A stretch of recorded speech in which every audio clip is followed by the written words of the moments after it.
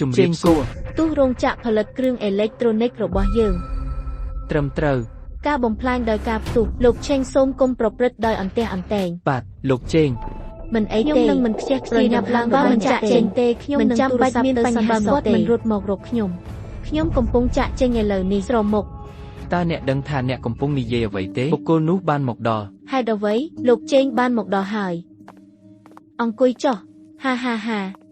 អូលោកជេងអ្វីដែលអ្នកបានបង្ហាញខ្ញុំកាលពីម្សិលមិញគឺពិតជាបើកភ្នែកខ្ញុំបានសម្រេចចិត្តខ្ញុំនឹងដាក់ពាក់កណ្ដាលនៃទ្រព្យសម្បត្តិរបស់ខ្ញុំមានលុយសហការជាមួយអ្នកមិនចាំបាច់បង់ប្រាក់ទេអ្វីដែលអ្នកត្រូវធ្វើគឺចាំមើលការវិភាគប្រកួតសម្រាប់ខ្ញុំគេនិយាយថាភាពក្រីក្រកាត់បន្ថយមានសក់វែងប៉ុន្តែខ្ញុំមិននឹកស្មានថាថ្ងៃណាមួយអ្នកនឹងប្រព្រឹត្តការច្បោកដើម្បីលុយនោះទេ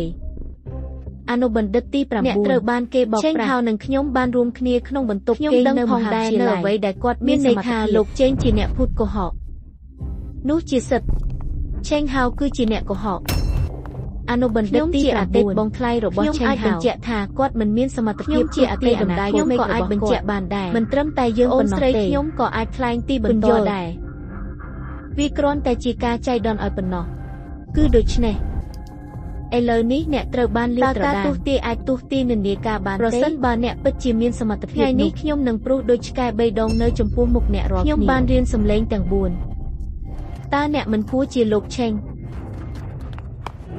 លោកជេងចិត្តល្អឧត្តមសេនីយ៍លួនអ្នកមិនត្រូវទេសម្ព័ន្ធភាពមិនអាចបំភ្លេចបានពងលួនតើមានអ្វីកើតឡើងភាគហ៊ុនហុងកុងធ្លាក់ចុះបើមិនមែនជាការទស្សទាយរបស់លោកជេងជាមុនគ្រួសារលួនបានបញ្ចប់នេះគឺ10លានលោកលួនបានស្នើឲ្យលោកឆេងធ្វើជាទីប្រឹក្សាពិសេសរបស់ក្រុមហ៊ុននៅហុងកុងខ្ញុំផ្ដល់ជូនដំបូងការប្រើប្រាស់20នៃភាគហ៊ុននៅក្នុងឧស្សាហកម្មលោកវ៉ងឆេងបានផ្ដល់ការណែនាំដល់ខ្ញុំហាគាត់ទើបតែបានទីត្រូវ2ដងហើយបន្ទាប់មកបានខ្លាយជាហារ៉ាគួរឲ្យអស់សំណើចណាស់នៃក្រុមមហាសេដ្ឋីហិរញ្ញវត្ថុចាញ់បោកអ្នកបោកបញ្ឆោតតូចដូចឆិនហៅបញ្ជីអ្នកបានឆ្លងកាត់តើលោកអាចនិយាយយ៉ាងណាអំពីលោកជេងតើអ្នកមិនគួរមានការយល់ដឹងមិនគួរឲ្យជឿបន្ទាប់មកផ្ដល់ឲ្យខ្លួនអ្នកនៅការទូទាយតើខ្ញុំអាចទូទាត់ការបង់ប្រាក់របស់អ្នកសម្រាប់គម្រោងសាងសង់នោះនៅពេលណា3ថ្ងៃហាពេលនេះម៉ោង1:30 រសៀលមិនទាន់ងឹតទេមែនទេវាគឺ1:30ភ្លឺហើយវាមិនទាន់ងឹតនៅឡើយទេតើអ្នកសុបិនមុនពេលវាងឹតទេចំនួន3ដងក្នុងរយៈពេល3ថ្ងៃខ្ញុំកំពុងប្រាប់អ្នកយ៉ាងច្បាស់ខ្ញុំនឹងមិនផ្ដល់ឲ្យអ្នកនៅប្រាក់មួយកាក់នេះទេល្អគុំសោកស្ដាយវាជំរាបសួរបំផ្ទុះអាគារដែលក្រុមហ៊ុនធម្មពលយើងបានសាងសង់ត្រឹមត្រូវការបំផ្លាញដោយការផ្ទុះលោកឆេងសូមគុំប្រព្រឹត្តដោយអន្ទះអន្តែងបាទលោកឆេង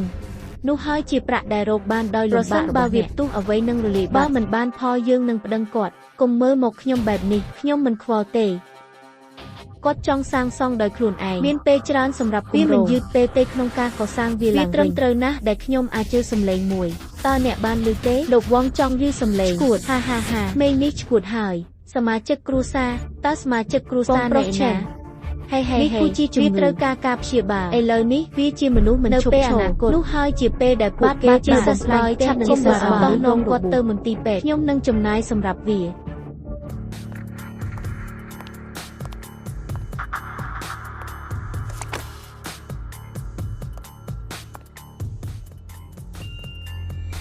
លើកជង្គង់ឆេនហៅខ្ញុំអាចមកនិយាយជាមួយអ្នកបានខ្ញុំនឹងផ្ដល់មុខឲ្យអ្នកហើយត្រឡប់ទៅមាត់ទ្វារវិញអ្នកបានឲ្យខ្ញុំយល់ចង់លុបបំបាត់ផលប៉ះពាល់ក្រៅពីធ្វើឲ្យខ្ញុំសង់អគារនេះឡើងវិញហើយវាត្រូវបានគេអះអាងជាសាធារណៈថាខ្ញុំមិនពេញចិត្តនឹងគុណភាពទេហើយបានមានគំនិតផ្សេងទៀតនឹងសាងសង់វាឡើងវិញមិនគ្រប់គ្រាន់ទេតើអ្នកចង់បានអ្វីទៀតមានលក្ខខណ្ឌ3ទៀត1អ្នកមិនត្រូវបានអនុញ្ញាតឲ្យយាយីយ៉ាណានទៀតទេ2អាហារនេះនឹងត្រូវបង់ដោយលោកវ៉ងគ្មានការជំទាស់ទេគ្មានបញ្ហាទេចូលនិយាយអំពីទី3ស្រមុកខ្ញុំឮអ្នកច្រៀងពីរោះណាស់ច្រៀងចម្រៀងដើម្បីយកឈ្នះតើអ្នកយ៉ាងម៉េចខ្ញុំមិនសប្បាយចិត្តអំពីវាទេយល់ព្រមតោះត្រឡប់ទៅវិញខ្ញុំត្រូវបានអ្នកឈ្នះដូចនោះ ខ្ញុំបានកាត់ផ្លូវរត់គេចខ្លួនទាំងអស់អារម្មណ៍របស់ខ្ញុំ